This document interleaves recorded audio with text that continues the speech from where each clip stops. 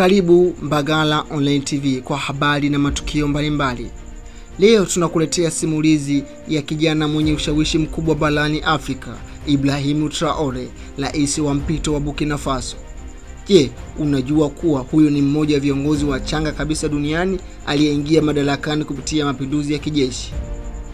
Hebu tutazame kwenye historia yake.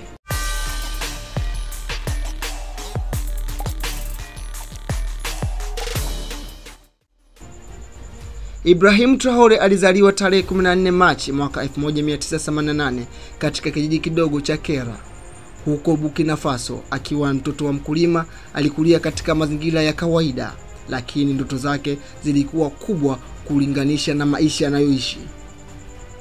Alisoma shule ya msingi na sekondari nchini humo kabla ya kujiunga na chuo kikuu cha Ouagadougou mwaka 2006 ambako alisomea jiolojia. Wakati wa chuo alijihusisha na harakati za wanafunzi na kuonyesha mapema dalili za uongozi.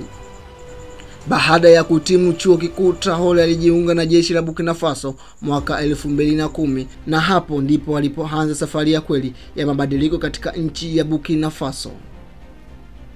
Kupitia mafunzo makali, alifikia cheo cha kapteni na kuongoza operesheni mbalimbali dhidi ya makundi ya kigaidi. Aliheshimiwa kwa ujasiri wake na askari wenzake walimuona kama ni kiongozi jasiri na mfano wa kuigwa.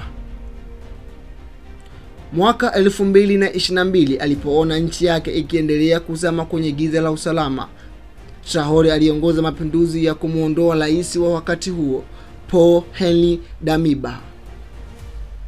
Kwa umri wa miaka 34 pekee, alitangazwa kuwa rais wa mpito, jambo liloshangaza dunia nzima.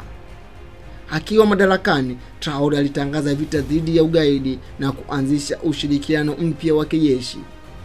Aliyafukuza majeshi ya Ufaransa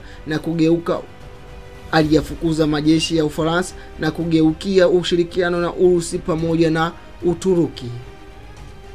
Mwaka 2024 aliongeza muda wa mpito kwa miaka 5 na kuruhusiwa kugombea urais kwenye uchaguzi ujao. Hii imezua mijadala mikali, wengine wakimpongeza, wengine wakihofia udhabiti wa demokrasia nchini. Licha ya mafanikio yake, changamoto ni nyingi. Usalama bado ni tatizo kubwa, waasi wanadhibiti baadhi ya maeneo na uhuru wa vyombo vya habari unazidi kupungua.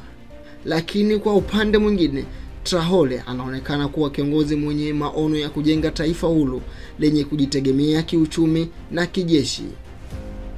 Je, unadhani Ibrahim Traore ni shujaa wa kizazi kipya au ni kiongozi anayefuata mkondo wa madikteta?